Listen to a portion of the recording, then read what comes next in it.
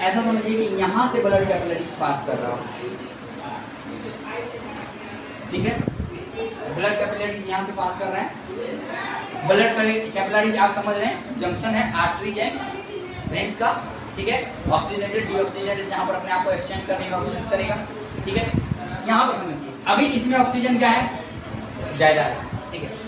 और शरीर में से क्या आ रहा है, गंदा आ रहा है, ठीक है। जो गंदा ब्लड आ रहा है लंग्स में भेजने का काम कौन कर रहा है, लंग्स में भेजने का काम कौन कर रहा है, heart is the pumping organ. Heart क्या कर रहा है, पंप कर रहा है। और जो गंदा खून है उसको क्या कर रहा है, राइट एट्रियम से उसको नीचे भेज रहा है। कहाँ भेज रहा है, राइट वेंट्रिकल में भेज रहा है। और राइट वेंट्रिकल से ब्लड निकल के कहाँ आ रहा है, लंग्स में आ रहा है, ठीक है।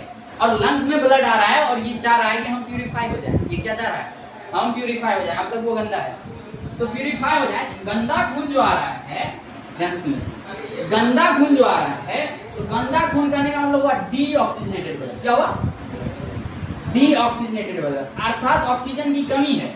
ये स्वच्छ तभी हो जाएगा जब इसमें क्या हो जाए, ऑक्सीजन बढ़ जाए। तो डीऑक्सीजनेटेड यानी ऑक्सीजन कम है, यहाँ पर ऑक्सीजन क्या है, कम है। और कार्बन डाइऑक्साइड क्या है,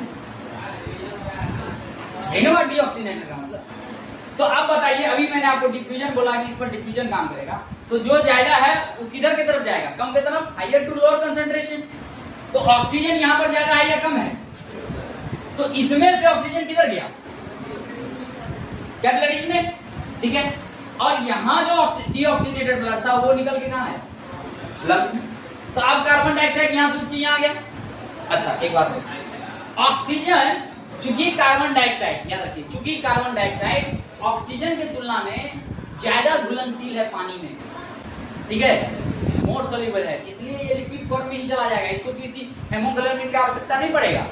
लेकिन इसको ऑक्सीजन को ट्रांसफर होने के लिए जरूरत पड़ेगा किसका, हेमोग्लोबिन का। ये हेमोग्लोबिन के साथ बाइंड कर जाएगा, तब जाकर ये क्या हो जाएगा, टिश्यू के पास जाकर डिलीवरी कर पाएगा। कोई दिक्कत है क्या समझ में?